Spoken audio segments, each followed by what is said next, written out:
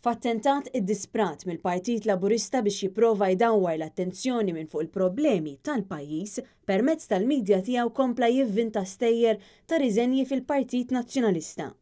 Bl-aħħar minn sensiela ta' stejjer fittizji mill-Partit Laburista tkun dik li riżenjat Jdawwar, l-assistenta personali taċ-Chairman Eżekuttiv ta' Media Link Communications.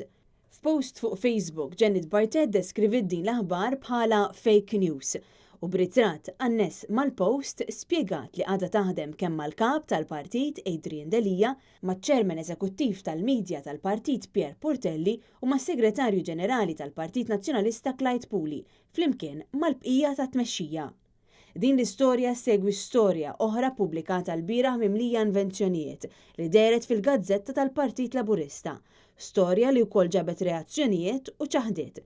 Fost l-oħrajn, il-kap tat-taqsima tal-aħbarijiet ta' Net Television Fabian Demikoli li f'post fuq Facebook qal li flimkien ma' Portelli u l-ħaddiema qed ikompli jaħdem fosthom fuq l-iskeda ta' Ottubru.